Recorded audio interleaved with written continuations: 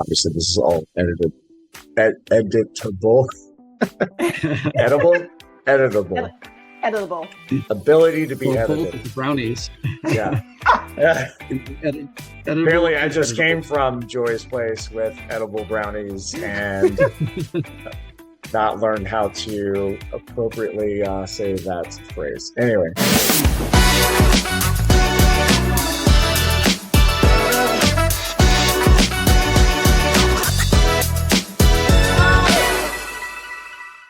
Hello and welcome everybody to another episode of the TRI312 Multisport Monthly. I am one of your hosts, Coach Brian, and with me as always are Coach Chris and Coach Joy. Coach Chris, Coach Joy, how is everybody doing so far this month? And welcome to, I guess, now the first official day of winter here in Chicago, as it is Monday, November 10th, and it is our first snow of the new winter. So welcome to bright, white, beautiful, cold snow Chicago. And on this lovely day, how is everybody doing so far? Doing good. Pretty good. Can't complain, although I do like to have a fall season. So going from summer to winter is not always the best for me.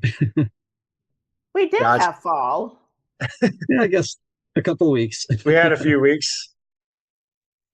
All right, so we're gonna work on trying to get a nice multi-speaker viewing here. So let's see how that plays out. All right, so speaking of how things are going, we wanted to take a few minutes here today to recap some of the events that have happened over the last couple of weeks. In fact, last couple of months, since it's been a hot minute since we've all joined in together to talk multi-sport, talk a little triathlon. And some of those big things have been pretty large events like world majors such as the Chicago Marathon, the New York City Marathon. We've also had previously the IRONMAN World Championships and Kona, as well as the most recently 70.3 Worlds. So we've had a lot of things that have happened over the last couple of months. And I think we also include a short course with the final race of the Super Tri Series in Toulouse. So, Joy, start us off. Tell us a little bit about things that you have come to hear and know about what has happened and transpired with our marathon majors, and how have things gone so far from the Chicago Marathon and then into the New York City Marathon. So of course, Chicago and New York were world majors numbers 6 and 7, because we are now at 7 world majors for this year. So the newest one that was added was, of course, Sydney, that Chris went to and ran. Chicago was, I think this is the largest number of runners who finished, over 54,000, compared to New York, over 59,000 completed. Wow. The New York City Marathon, which was last week. And with New York, it was the farewell tour of Eliud Kipchoge, the former world record holder, who finally got his 6-star medal at New York, which was amazing. So on the horizon, for those who are interested, the New York City Marathon lottery is still open right now, I believe. No, it's not open yet. The New York City Half Marathon lottery is open until, I believe, today is the last day, or tomorrow. Chicago Marathon lottery is still open as well. So get in on that. If you don't get in the lottery, you can always go the charity route. So, of course, I'm going to always plug Team to Innate. So T2, run with us. It's fun. We love it. And then going into 2026, we might have an 8th world major, which did not happen this year, which is Cape Town, because unfortunately they had to cancel the race due to weather conditions. So provisionally, they're going to have provisional credit as a world major in May, but stay tuned for that. Gotcha.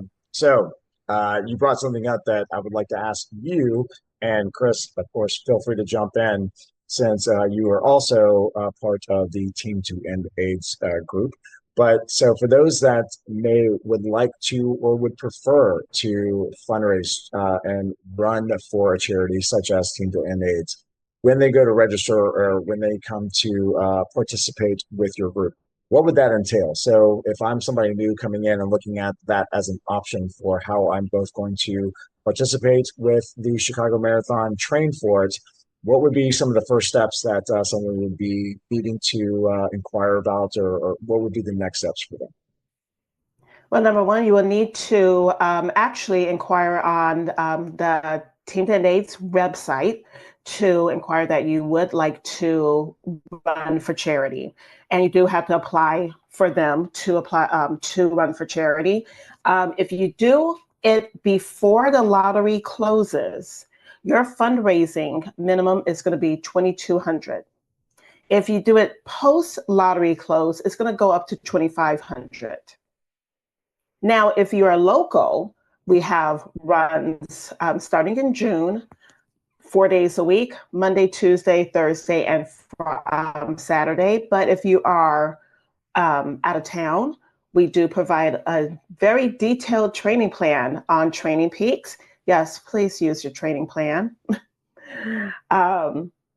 But we give a wonderful race day experience. We have a race day headquarters site, so you don't have to be waiting outside the day of. We walk you to the corrals, so you can be with people who might be in your same corral. We provide that breakfast before, stretching, that nice relaxed environment before the race. And then after a race is a post-race celebration with food, drinks, recovery, and complete with recovery boots, massage guns, rollers, also showers. So you can actually not use the gear check at the race. You can bring whatever you want to our site and it's secure and everything. But we also have our cheer stations as well. So you're getting cheered on and you're getting supported all along, and your raise money's running for a wonderful cause. So there you go. I don't know how better you can pitch and or advertise and support and promote the Team to End AIDS charity for to the Chicago Marathon. But Chris, anything you would like to add or elaborate on for your Team to End AIDS group? Yeah, I think Joy hit it on the head. I mean, like a lot of charities, you can sign up and get the guaranteed entry. And if you need to make sure for Chicago, at least you register before the lottery ends. So don't wait. Like some people will do the lottery and then sign up for charity, but you'll miss out and you'll have higher fundraising minimums because the marathon dictates that. But yeah, in Chicago, at least we have a pretty cool setup with a huge venue just a block away from the start and finish line. So a really enhanced kind of race day experience. The one other thing that I really like though is at both Chicago and at the New York City Marathon, we hire these world-class photographers who come out and take photos just of our athletes. So they go out in addition to the regular race photos, they actually get like really, really nice professional, world-class level photos, which is pretty awesome. So you really feel like a celebrity on race day, just as a thank you for all the fundraising work and the training work that people do. But yeah, in Chicago, at least, it's a pretty fun group, a full, if you think about, the fundraising might seem high, but between the race entry cost, you get gear as well, the full training program you get, and then the race day amenities, you're not really fundraising that much more than you might spend out of pocket anyways. So we have a huge amount of alumni that just come back every year because they want to be part of that experience and they make friends along the way. So and now that we have pretty much all the other majors too, we've had in Tokyo and Berlin and Sydney, we have people who are going around the world doing it as a team. So yeah, we're a little bit biased. Joy and I have been coaching the team for a long time. But it's a pretty experienced group. And besides access to great coaches like Joy, who's baking her brownies right now, We have some of the most experienced marathon coaches in Chicago. Several of them have run over 100 marathons themselves, RRCA level 1, level 2. So a lot of very, very experienced and credentialed coaches, which a lot of other programs and charities don't have. So those are some of the shameless plugs. But also, it's just we're very approachable. If anyone has a question, you have that access. Regardless if you're local or out of town, out of state or out of the country, because we do have a lot of athletes who run with us who are from overseas. And yeah, we do virtual, they get their training plan and they get to check in with coaches virtually, and then in person pretty much every day of the week in Chicago we have a run going on. So Joy coaches her Tuesday morning tempo runs. I coach Thursday morning track runs. We've got Mondays, Wednesdays, Saturdays, pretty much every day of the week. There's a group that you can train with, which is really, I think, the key for success if you're going to train for a marathon major, especially in the off season. Having a group to encourage you and keep you accountable, I think, is the key to making sure you have a good race day experience at the end of the day.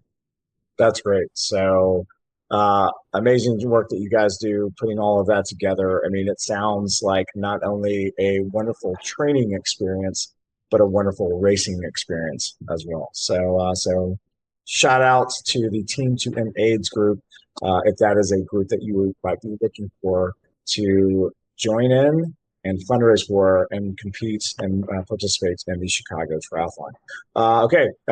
Moving on to now triathlon. Looking back at all of the World Championships. So, Chris, give us a little bit of a recap and updates on how things went with the Women's World Championship in Kona. I'm pretty sure it was an interesting finish, to say the least. And I'm sure there's one aspect of it that you're going to be, I believe, talking to some athletes at our next Tri-Social at BFF Bikes about something called the Norwegian technique, because they seem to be winning everything right now.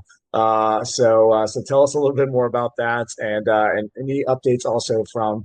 I know it's relatively recent, but from any special key learnings or updates from the 70.3 Worlds from this past weekend. Yeah, there's been a lot of action. I feel like, in long distance triathlon can sometimes be a little bit boring to watch when people are out there, all day just biking and running.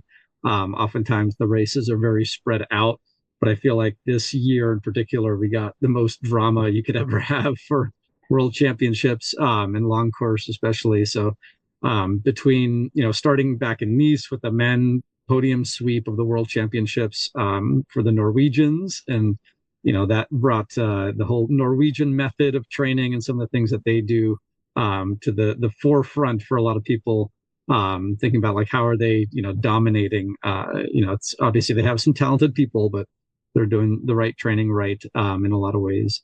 And then the women's race was a drama-filled race as well.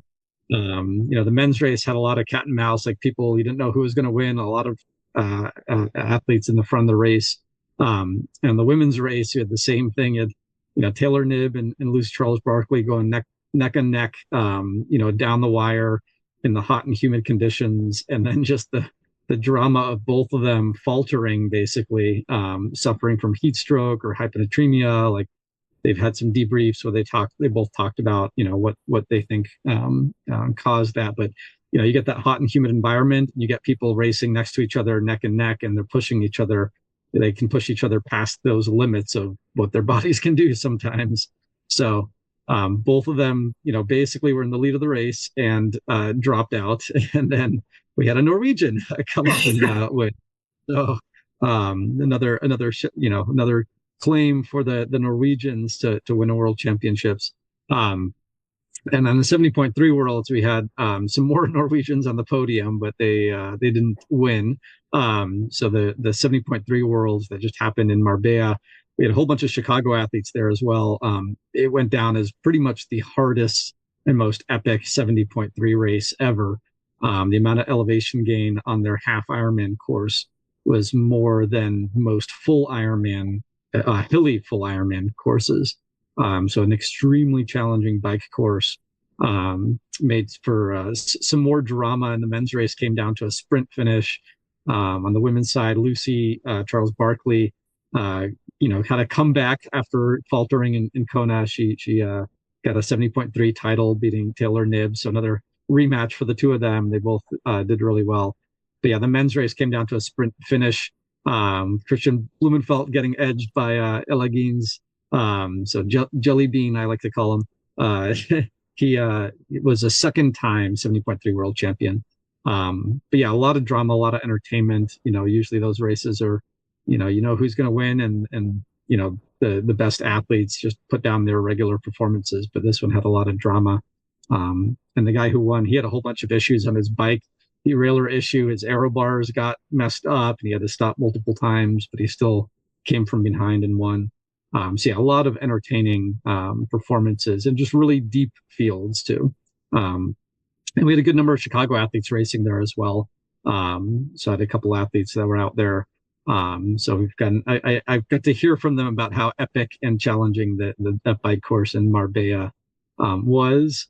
And next year it'll be in Nice, so it'll be another hilly one. But yeah, so those World Championships happened. We also had Super Tri. The series came to a conclusion in Toulouse. So that was another big race to wrap up the Super Tri season. So it's kind of World Championship season is this time of year. We still have more with T100 coming up. But yeah, it was a lot of entertaining content to watch if you're a triathlete and you like following a lot of the pro athletes out there. Speaking of our friends at Super Tri, I just want to give a shout out to your colleague Tomas, who very thankfully provided us with a little bit of Super Tri gear for helping everybody out with the Chicago Tri this past year. So we have this nice Super Tri shirt in the mail. Very, very much enjoy it. I like my gray shirts. And it works very well when I'm wearing my Saints gear, although Saints aren't doing that great right now in terms of NFL football. But it's a nice little gray and gold that we can I can promote both Super Tri as well as our lovable Saints down in New Orleans. But with that being said, speaking of drama, and I don't know if we're necessarily we had planned on talking about this today, and we can certainly dive deeper into this conversation at another time. But the drama around the World Championships and with Kona, this was the last time, at least for now, that we will have had a split with the men's and women's World Championship, where they have for the last couple of years been alternating between Nice and Kona. Going into next year, there's now a new rating system to be able to try to provide, as I believe Ironman is putting it, the best possible field of both male and female athletes going out to compete in Kona. Chris, Joy, any thoughts that you have on the current system?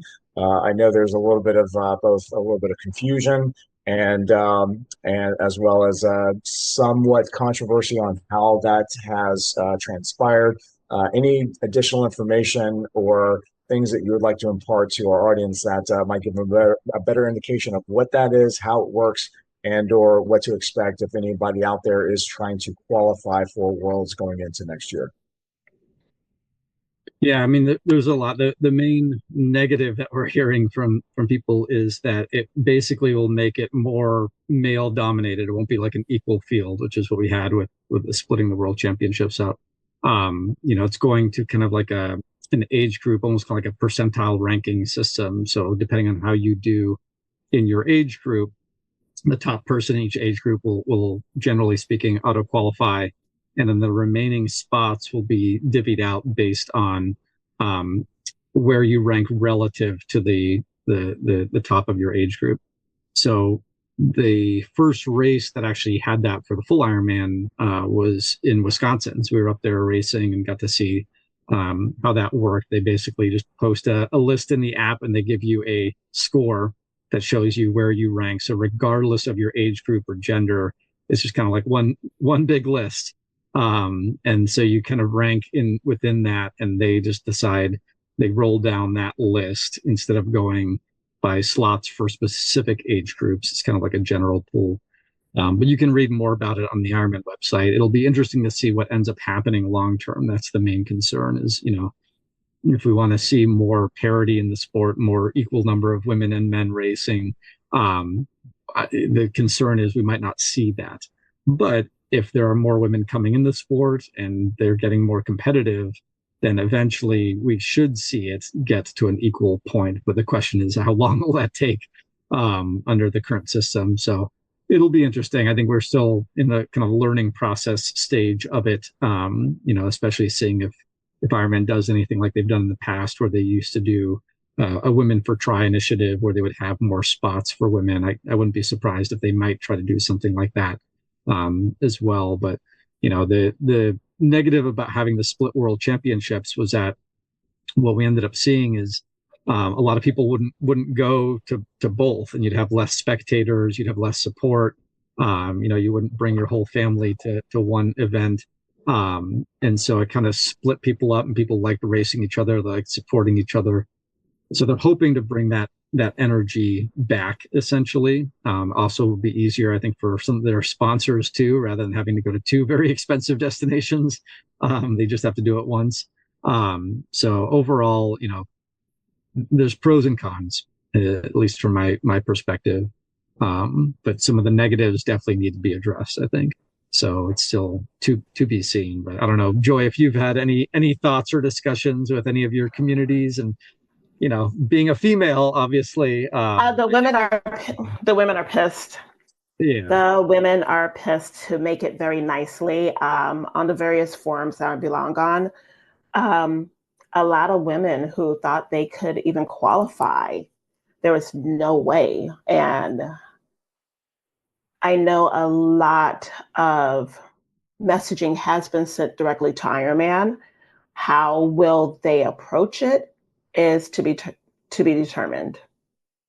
Yeah, it was definitely a step back in terms of how how hard or easy it is to qualify. Like it was getting harder and harder and harder, and then they split it up and created basically twice as many spots when they made it a 2-day event. Right. And then when they kept it as 2 world championships, and now they're going back to 1, so they're limited by the number of spots on the pier in Kailua Kona. So they literally are cutting the number of spots across the board, regardless of gender, in half. And for the women, they're getting impacted a lot more. So it's like, I don't know if it'll even be like 1/5 the number of spots for women than it was before.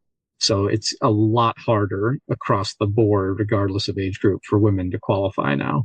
And that's the thing to definitely, some people were making their plans of, what races to do to have a chance to qualify. And now it looks like it's going to be a lot harder. So will that discourage women from doing the full Ironman? And it might have more people look at half Ironman, if at all, or look at something else. Like I always got it. I love Ironman events. I love a lot of different types of events, but I love short course too. And I've after doing the whole Ironman thing for many, many years, I kind of shifted gears and looked more at short course and doing Team USA and using that as my excuse to travel to different places across the world instead of Ironman. And there's pros and cons to both. So I think people just have to, see what happens at the end of the day. But it'll be good and bad in a lot of different ways, at least from my perspective. Yeah. And now, speaking of shifting gears and thinking about the races going into 2026, Chris, thank you for that segue or opportunity for me to tag on to that segue. But now we want to spend a little bit of time here on the second half of our conversation this afternoon, excuse me, depending on when you are watching this. But we are now looking into 2026, and there are some new races, some new events, some things that we have tried to create here in Chicagoland area, or recreate in a matter of speaking, and hoping to impart some knowledge and some maybe hot tips and advice on how to create and think through your race calendar for an entire year, whether that is in short course or in long course or a combination of the two. So, Joy, I'm going to start with you. Looking into 2026, number one, what races are you looking at? And in regards to what might be your A race, how does that then dictate how you are going to arrange your schedule, specifically training schedule, not only going into the winter months, the off season, if you will, and then into your bulk of your training season? So everything is still up in the air. I am eyeing two races in particular. The one is, if it happens, let's hope it happens, is T100 in Vancouver. Because it's Vancouver and I would like to, travel. But for me in the off season, I am actually focusing on the sport I actually do not like the most of the three of swim, bike, and run. And that is, of course, the bike. I would rather have a longer swim, a longer run, and a shorter bike. But I focus on the bike and, of course, strength training, because I love strength training in the off season. It doesn't take a back seat during in season, but it's reduced to twice a week. And then I pick up more in the winter. So that is how I gauge everything. But I always start my season off with the F3 half marathon to see how everything is going, which, for those who don't know, is a winter half marathon here in Chicago. You might get negative 20 degrees, you might get 40 degrees. You don't know what you're going to get at the end of January, but it's fun. It's loads of fun. So that's how I kickstart my training season, to see where I'm at. So Excellent. And anything that is not necessarily on your training schedule that you are just looking forward to going into next year to either spectate, support, and or maybe get a little bit of a sort of feeling a little FOMO and want to actually participate in later in the season? Actually, I will be getting my third world major star next year. Oh, wow. Which will be Berlin. So I'm actually looking very forward to going to Berlin and having a vacation also. Yay, that sounds like a lot of fun. So I'm looking forward to that. Yeah. Chicago Tri, I love working the Chicago Tri because it is fun. And it looks like it'll be the return of the 2-2 on the Divi division super sprint. So yeah. Awesome. There you go. All right, thank you. And now over to you, Chris. Any A race that you have yourself eyeballing for next season, and any other things that you typically think about or focus in on going into this off season that is going to help sort of dictate what your training and or race calendar is going to look like into 2026? Yeah, I think everyone's talking about what races to do, in next year, and I'm doing the same. I was looking to do Cape Town, but since it won't be an official major next year, we're gonna probably do that one in 2027. But my A race is the ITU World Championships, so that's in Abu Dhabi, and so that'll be a big one in the UAE. I've never been there before. Never been to the Middle East, so that'll be a big trip next November. My wife Shelly and I, we qualified for a couple different multi-sport events. So duathlon, aquathlon, they have a whole festival of a week and a half of races of all different distances. So that should be a fun experience for us. And then I always look at usually the short course multi-sport national championship, and then the sprint and Olympic distance nationals. So for those in the Chicago area, in case you haven't seen the announcement from USA Triathlon, but the Multisport National Festival is actually going to be just a couple hours outside of Chicago, in South Haven, Michigan this year, in May. So an early season opportunity to qualify for a whole bunch of events, including there's a mixed team relay, so team triathlons. I'm hoping to maybe do that with some teammates, or participate in the super sprint water slide triathlon that they have there, which should be a pretty unique experience. And a water slide. Yep, a water slide to start the swim. Okay. Wait. Okay, hang on. We're Yeah. timing out right now. I didn't realize that. So, because I've been having this on my thoughts about where I want to maybe do a race, and that multi-sport event in Michigan now is on the radar, even though it might be like 2 days before Sarah and I are flying to Maui for our anniversary. So, but that aside, tell me about a water slide swim start. What the hell is that? Yeah, I'm intrigued.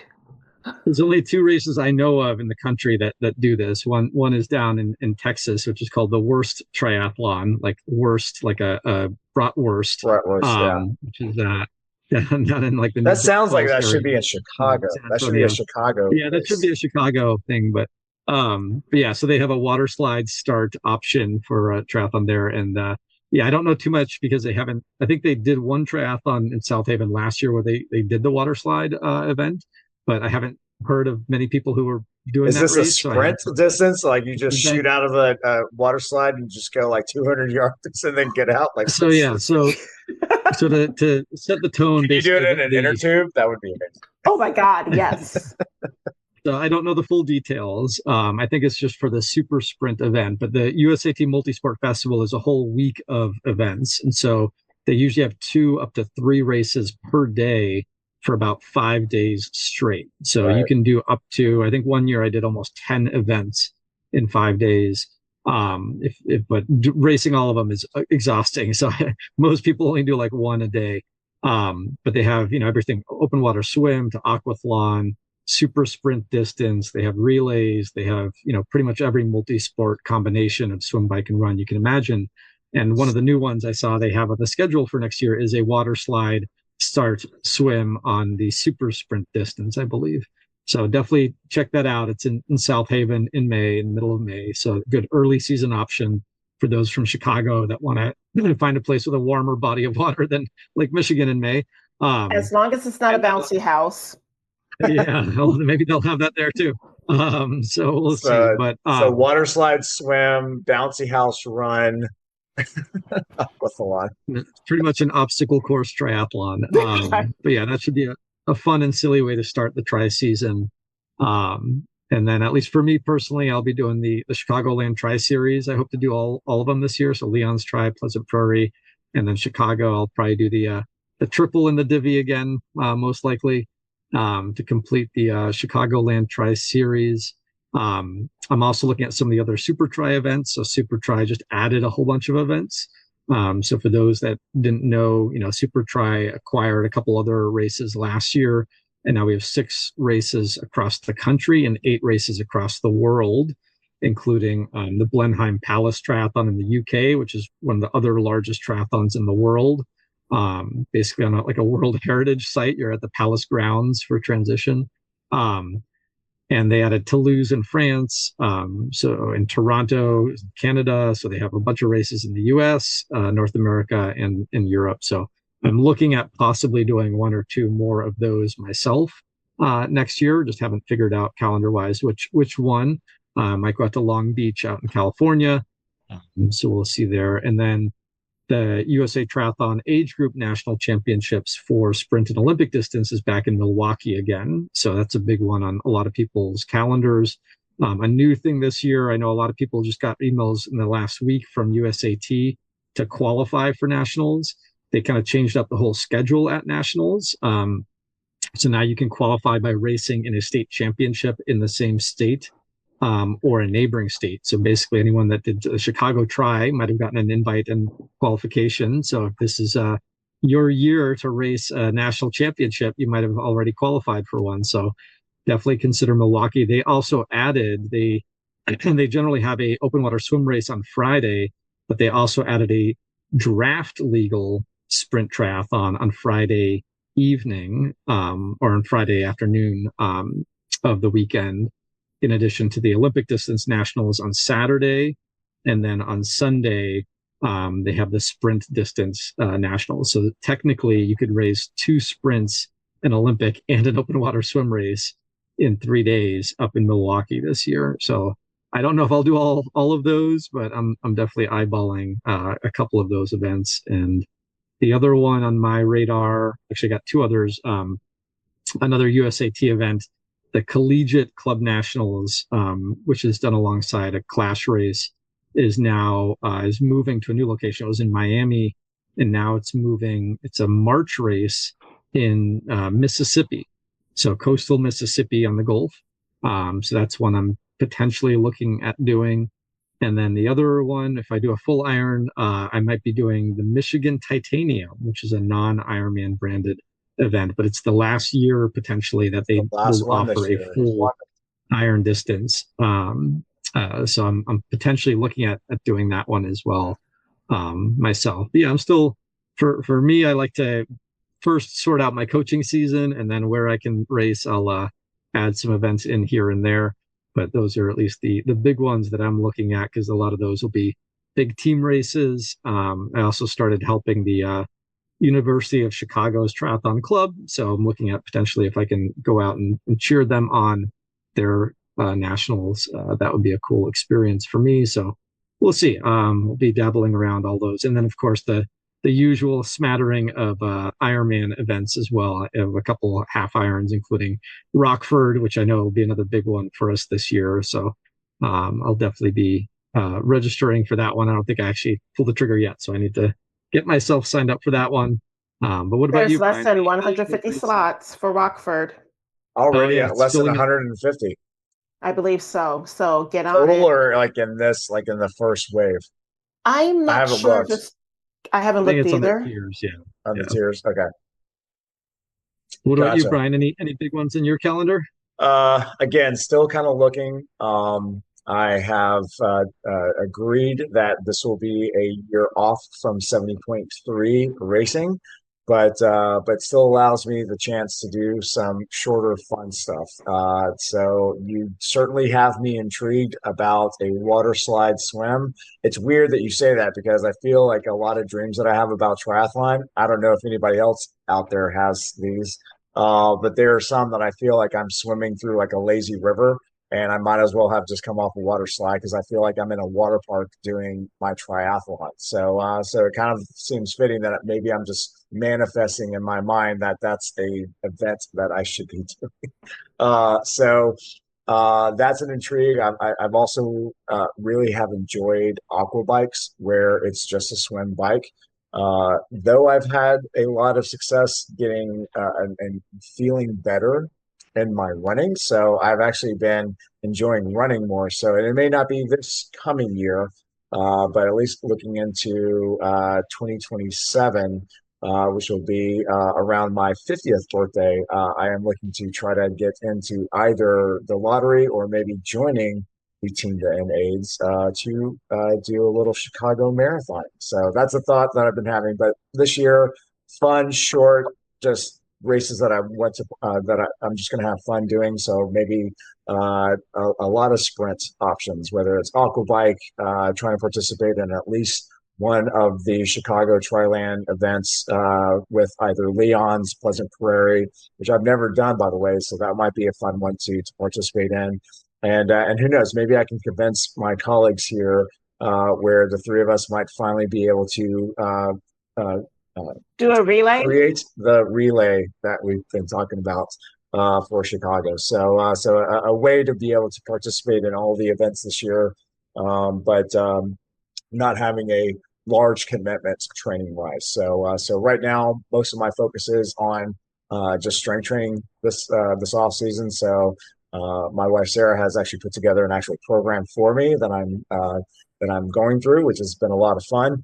But yeah, it's mostly strength training right now. Taking a little bit of a break of endurance training, but I look forward to get back into it going into the next year, and just kind of seeing where the year takes me without having really any definitive plans. So this will be the first time I've really haven't had like an anchor race yet, and maybe just enjoy just kind of seeing what happens and enjoying the spontaneity of it, maybe. But thank you guys for the chat. I know we only have a few more minutes here before Chris. I know you've got to jump. But before we go, any key tips or suggestions, coach's corner type stuff from you guys if we have an athlete that's out there that isn't as experienced sort of looking ahead to a race calendar, a race season, and are looking for like any good hot tips from a coach on what is the best way to go about arranging a race calendar and how to arrange a training schedule, what would that be? So Joy, I'm going to start with you. Number one, find the race, you know the date. You're going to count backwards from that race date. But the big key with picking out what your race is, get buy-in from your loved ones, because they're going to be your biggest cheerleaders. Let them know the expectations. Also, let people know at work. You might be a little bit tired, or you might need to shift your work schedule around just so you can get your workouts in. But definitely get the buy-in from your loved ones, because it's better to have them in your back corner as your cheerleader, or maybe racing with you, than them grumbling you're tired or you're hungry. So that's the biggest thing that I tell everyone. Get that buy-in first and just let them be a part of that process. I think that's great. That's excellent advice, especially for all of us that have significant others that either participate with us or are best cheerleaders and or tri Sherpas out there. That their events, their Sherpaing and cheering and experience is as much of this event as anything else, as actually participating in it as an athlete. So yes, their buy-in is crucial, and you want that support when you're out there. Chris, what about you? Yeah, I'd say my big things, I always encourage people to, pick your race, like Joy said, and do what we call reverse periodization, like work backwards from your event date and then figure out what helps to support your A race. So set an A, B, and C race in terms of priority. So you have one or two major events, but then don't put a lot of pressure on yourself for any additional ones that you do. And try to make sure that they line up with your goals for that big race. Don't just race every weekend.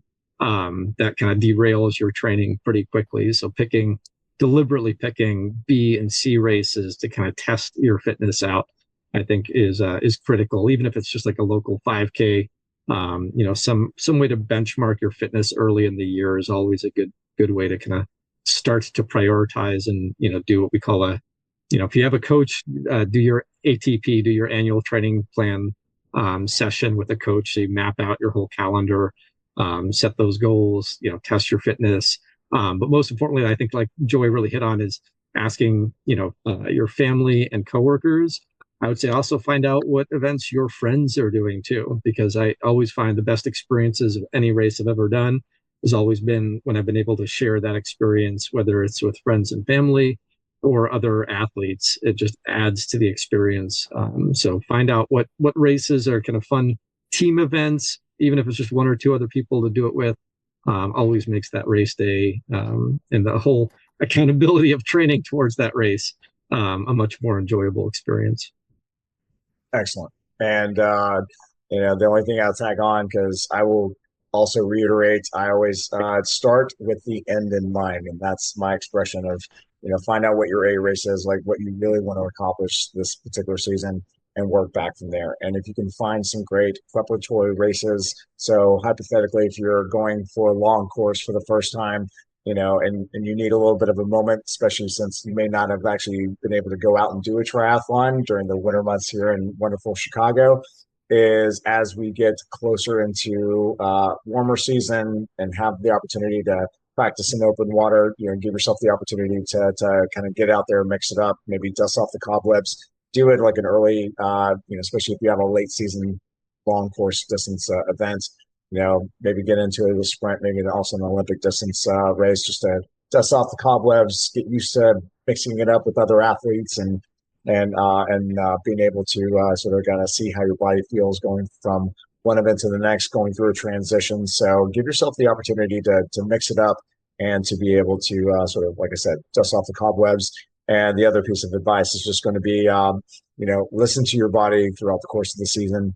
If it starts whispering, listen and don't allow it to start yelling at you. So as you go through your entire training season, if you need breaks, if you need extra recovery, if you start getting sick, don't try to think you have to push through it.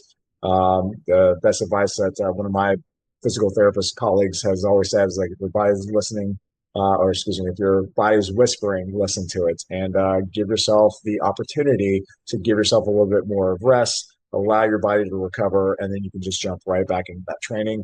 Don't feel the need you have to like cram for the test or overreach in some of that to feel like you have to like regain some of that fitness back. Allow yourself to recover, and then just jump back in wherever you are with that training, and allow yourself to build back in.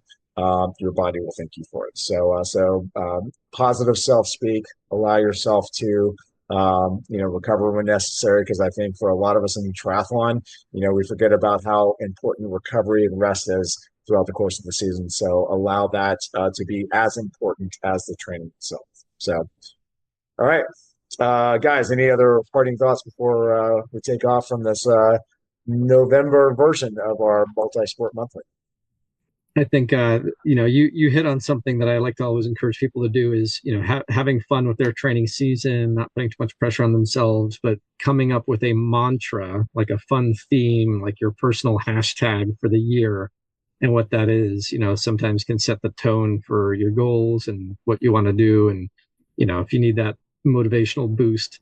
So I'd be curious, maybe that should be our homework collectively, is the three of us should come up with our own hashtags, our mantras for the year. And maybe we can throw that out to everybody else too. I'd be curious to see what everyone else has as their goals for the new year and what their personal mantra or hashtag might be. Maybe we throw it up as an individual short over the next couple of days, both on our YouTube as well as our socials going forward, so that we start the process and maybe encourage others to join with. All right. Well, Chris, we are at that hard stop at 3:00, so we just made it. So we'll let you get out of here. Joy, Chris, thank you guys as always so much for your insights and recaps and what to expect for 2026. I'm sure we'll have more opportunities to talk more about these events and races going forward into 2026. Enjoy, have a fun and wonderful and safe and constructive off season here in Chicago. I'm sure we'll be speaking to you guys here in the coming weeks. But thanks again for a great chat. And once again, we will see you guys all at our next Multisport Monthly. So have a great rest of your November. Have a great one.